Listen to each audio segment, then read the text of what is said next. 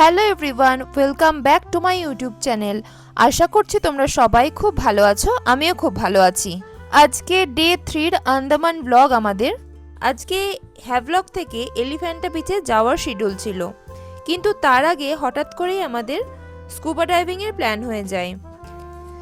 Scuba ডাইভিংয়ের জন্য আমরা ভোরবেলা মোটামুটি 5:30টার সময় চলে গিয়েছিলাম ট্রেনিং সেন্টারে, যেটা নিমো বিচের কাছাকাছি ছিল।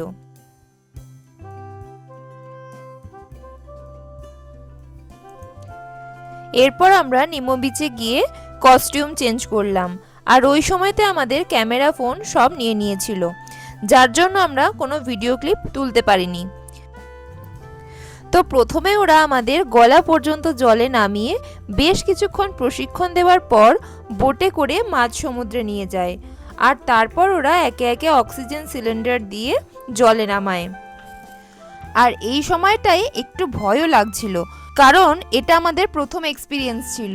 তবে জলে নামার পর রকমারি মাছের দুনিয়া আর কোরালের সম্ভার দেখে মন ভীষণ খুশি হয়ে গিয়েছিল।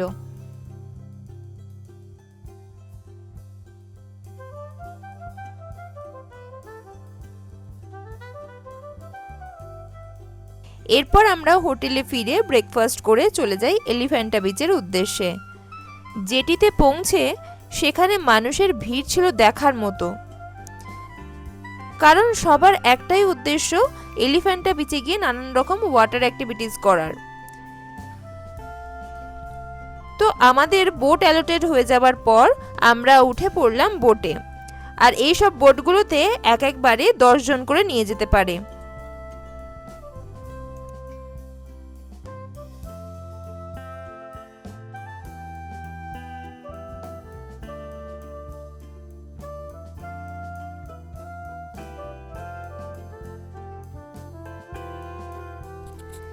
এই বোটে যাওয়ার সময় চারদিকে নীল জল আর দূরে সবুজ আইল্যান্ড দেখে তো মন ভালো লাগছিল ঠিকই, কিন্তু সাথে ভয়ও লাগছিল, কারণ বোটটা ছিল ছোট, আর সে সময় হাই টাইডের কারণে জলের ওঠানামাও ছিল অনেক বেশি।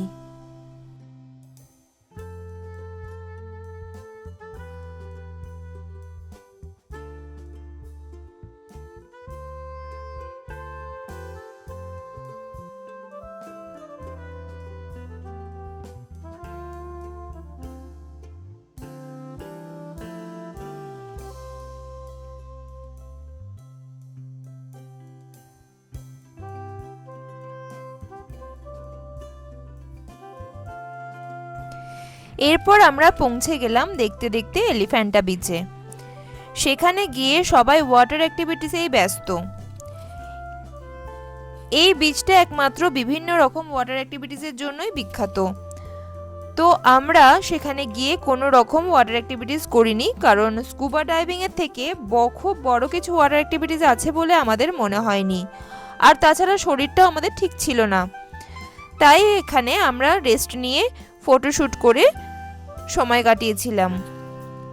তবে এখানে আমাদের অনেকটা সময় অকারণেই নষ্ট হয়, কারণ যে বোট আমাদের এখানে পৌঁছয় সেটাই 1.5 ঘন্টা বাদ আমাদের আবার রিটার্ন নিয়ে যায়। তো সে কারণে ইচ্ছে না থাকলেও আমাদের এই সময়টা এই এলিফ্যান্টা বিচেই থাকতে হয়। আর এখানে বিভিন্ন রকম ওয়াটার অ্যাক্টিভিটিস ছাড়া আর অন্য কিছু দেখার মতো কিছুই নেই। তো যাই হোক, সেখান থেকে ফিরে আমরা হোটেলে পৌঁছে লাঞ্চ সেরে বিকেল 4টের মধ্যে বেরিয়ে পড়ি কালাপাথার বিচের উদ্দেশ্যে, যেটা আমাদের হোটেল থেকে খুব একটা দূর ছিল না। আমাদের আগের দিনের না হওয়া ফটোশ্যুটটা সেখানেই হওয়ার কথা ছিল। তারপর আমরা সেখানে পৌঁছতেই আমাদের ফটোশ্যুট হয়। তারপর আমরা ওখানে বেশ কিছুক্ষণ সময় কাটিয়ে ফিরে আসি হোটেল রুমে, আর নেক্সট দিন সকাল সকাল বেরিয়ে পড়ি নীল আইল্যান্ডের উদ্দেশ্যে। এই ছিল আমাদের ডে 3 ব্লগ। তোমাদের কেমন লাগলো অবশ্যই করে জানিও। দেখা হচ্ছে অন্য কোনো ব্লগে।